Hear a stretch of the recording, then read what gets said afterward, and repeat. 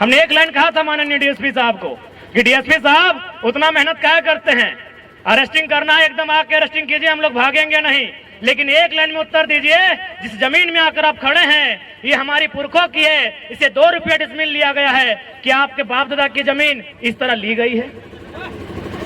और उसके बाद भी आपको दिक्कत नहीं है तो आइए ना, हम तो शमशान घाट में 1 सप्ताह में 1 बार मिल जाते हैं। आपका अगर कुछ नहीं है और आप यहाँ हैं, स्वागत है, उसके लिए डोमिसाइल 2 पर चर्चा की जाए, स्थानीयता 2 पर चर्चा की जाए, लेकिन आप कहेंगे कि दिवाली यहाँ, छठ वहाँ, भैया माफ कीजिएगा, जो नौजवान 2 बजे रात तक जागते थे, चाहे नौजवान हो या नौजुवतियां हो, जो रात को इसलिए जागते थे, आंखों में इश्क के सपने लेकर जागते थे, आज 2 बजे रात कहते हैं दादा काल कहाँ आंदोलन हो। जो इन आंखों में इश्क के हसीन सपने सजाते थे, आज वो नौजवान, वो नौजतियां पूछती हैं कि दादा कल कहाँ। घायल शेर की सांसें उसकी दहाड़ से भी खतरनाक होती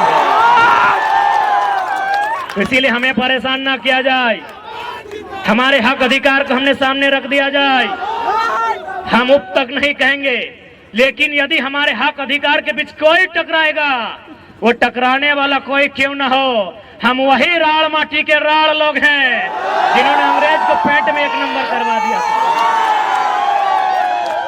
इतिहास याद कीजिएगा, हुक्मरान में बैठे लोग, 1757 में इंडियन भारत की सरजमी में बैटल ऑफ प्लासी हुई थी, बंगाल के क्षेत्र में अंग्रेजों के सामने उठा के पटक दिए गए भारत के लोग। ठीक 7 साल बाद 1764 में बैटल ऑफ बक्सर होता है इसी बिहार में, फिर भारत के लोग अंग्रेज के द्वारा पटक दिए जाते हैं, लेकिन जैसे ही वो मानभूमि में आते हैं, चुहाड़ विद्रोह में उनको हम पेंट में 1 नंबर करा देते हैं। हम वही झारखंड के लोग हैं, हमारे अस्तित्व से नहीं टकराइएगा, हमें हमारा इतिहास मत याद दिलाइएगा। हम भी चाहते हैं वसुधैव कुटुंबकम, हम भी चाहते हैं जियो और जीने दो का सिद्धांत, हम भी चाहते हैं नदी नालों में, पर्वत पहाड़ों में, झील झरनों में प्रेम के गीत गाएं युवा, नौकरियां करें, अपना घर बसाए। हम नहीं चाहते इनके हाथों में हथियार हो, हम नहीं चाहते हैं ये विद्रोही बने, हम नहीं चाहते हैं ये बागी बने, लेकिन यदि ऐसा कुछ हुआ तो अगली सरकार झुमरा के पहाड़ में बनेगी। और बस इमेजिन कीजिए, बस कल्पना कीजिए कि यदि सरकार झुमरा के पहाड़ में बन गई तो रूह कांप उठेगी। पहले ही कहा देते हैं हमें परेशान ना कीजिए, हमने किसी का क्या बिगाड़ा है, हमने अपने जीवन का 5 साल, 10 साल, 15 साल इन लॉजों में दिया है। अरे भाइयों की तो छोड़िए, हमारी बहनें, हमारे गांव की लड़कियां, वे भी अपने भाइयों के कंधे से कंधा मिलाकर अपने गांव की पगडंडियों को छोड़कर आई हैं बाप का सहारा बनने के लिए। कितने शर्म की बात है, आपके पास एक पॉलिसी नहीं है। यही एक केरल राज्य है, अगर आप उस राज्य में चले जाएं, उस राज्य के आंकड़े को उठाएं तो आपको मिलेगा कि वहां की बहन यदि घर का त्याग करती है, वहां की बहन यदि घर छोड़कर बाहर जाती है, या तो मास्टरनी बनती है या तो डॉक्टरनी बनती है। लेकिन हमारे झारखंड में भाइयों की तो छोड़िए, बहनों की बात करते हैं, लड़कियों की, बालिकाओं की बात करते हैं, यदि वो घर छोड़ के जाती हैं, दिल्ली में नौकरानी बनती है। ये हम नहीं कह रहे हैं, ये आंकड़े कह रहे हैं। 7500 की 75,000 हम कंफर्म नहीं हो पा रहे हैं क्योंकि थोड़ा मेंटल डिस्टर्ब है। अगर 7500 ही है तो मान के देखिए, हमारी 7500 बहनें दिल्ली में दाई का काम कर रही है। अभी उस राज्य में जहां कहीं कोयला, जहां कहीं सोना, जहां कहीं अभ्रक, कहीं यूरेनियम, कहीं तांबा, कहीं लोहा, उस राज्य में हमारी बहनें दिल्ली में नौकरानी का काम करती हैं। कितना शर्म की बात है राज्य सरकार के लिए, कितनी शर्म की बात है इन आईएएस के लिए, जिनको आईएएस नहीं गधा बोला जाए। आपके लिए एक पॉलिसी नहीं, आपके पास एक पॉलिसी नहीं है। और भी तो राज्य हैं, नागपुर में एक आईएएस अधिकारी रहते हैं झारखंड के। अरे ऐसा मत सोचिए कि हम लोग बच्चा है, बच्चा है,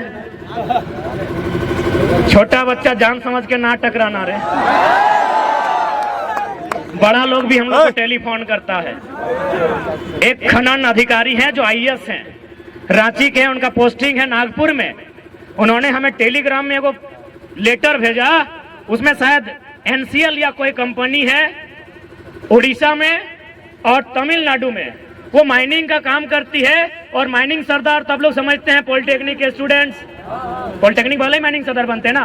तो हम लोग तो पीएचडी के, हम लोग टेक्निक में गए नहीं, इसीलिए बताइएगा। माइनिंग सरदार की पोस्ट आई है कहाँ? तमिलनाडु में और उड़ीसा में। क्या लिखा है पता है?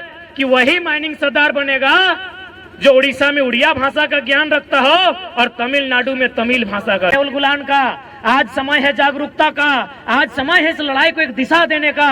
वरना क्या शौक था 2 बजे रात तक, देखे हम कंटिन्यू साल भर से देख रहे हैं, जो नौजवान 2 बजे रात तक जागते थे, चाहे नौजवान हो या नौजुवतियां हो, जो रात को इसलिए जागते थे, आंखों में इश्क के सपने लेकर जागते थे, आज 2 बजे रात कहते हैं दादा कल कहाँ आंदोलन हो। जो इन आंखों में इश्क के हसीन सपने सजाते थे, आज वो नौजवान, वो नौजतियां पूछती हैं कि दादा कल कहाँ आंदोलन है। यानी समय की मार ने आज एक युवा जो अपने सुनहरे भविष्य के इरादे लेकर आज हजारीबाग पढ़ने आया है, वह एक सपना लेकर गांव वापस जाता, आज वह क्रांतिकारी, आज वो इनकलाबी हो चुका है। तो कहीं ना कहीं इसका दोषी ये गवर्नमेंट है। कितना दुख में है ये छात्र। रांची गए थे, फिराया लाल के आसपास हमारे 2 साथी रहते हैं। जैसे ही हम लोग गए, बोला टाइगर भाई रहना है रात क्या? हम बोले हाँ, अब रांची से तो रिटर्न जाना पॉसिबल नहीं है, ट्रेन से आए हैं। तो बोला ठीक है, हम लोग दूसरा का रूम चले जाएंगे, आप लोग हमारे बेड में सो जाइए। हम लोग 1 बजे रात को जब उठकर देखे, ये कोई हम डायलॉग नहीं कह रहे हैं, जो भी बात हम कहते हैं अपने जीवन में घटी घटनाओं को कहते हैं। जब रात 1 बजे उठकर देखें कि वो दोनों साथी कहाँ गए हैं, यकीन मानिए उस पलंग के नीचे सो रहे थे। हम लोग को उस पलंग पर सोने के लिए दिया था और वे लोग उस पलंग के नीचे सो रहे थे। हम लोग सोचे थे 2-3 दिन रहेंगे, सुबह ही हम लोग बहाना किए कि काम पूरा हो गया, हम लोग घर जा रहे हैं। सोचिए कितने दर्द में हैं हम लोग। हमने किसी का क्या बिगाड़ा है? हमने क्या गुनाह किया है? अरे आपके बच्चे तो मुंह में चांदी का चम्मच लेकर पैदा होते हैं, कम से कम हमारे लिए जो हमारे बच्चे हैं उन्हें चपरासी बनने लायक ही छोड़ दीजिए। हमारे पढ़ने लिखने वाले छात्रों को कम से कम चपरासी बनने लायक छोड़ दीजिए। अरे उसी के लिए पॉलिसी बना दीजिए ना। हमने कब तेलंगाना के तर्ज पर समस्त नौकरियों पर दावा किया है? अरे 3rd और 4th ग्रेड पर तो 100% कर दीजिए जो यहाँ के मूलवासी हैं। 3rd और 4th पर कीजिए ना। क्या कहाँ जाएंगे ये लोग? आज कहीं भी हजारीबाग की सबसे ऊंची चोटी पर चढ़ के देखिए, जितनी भी जमीनें थी जिन पर हमारे पूर्वज कभी खेती करते थे, आज कंपनियों को जा रही है। गोंदलपुरा सामने है, एनटीपीसी सामने है, बड़का गांव सामने है, पिपरवार सामने है। हमारी जमीनें जहां हम खेती करते थे वो कंपनियों को जा रहा है और हमारी नौकरियां वो बाहरियों को जा रहा है। हम कहां रहेंगे?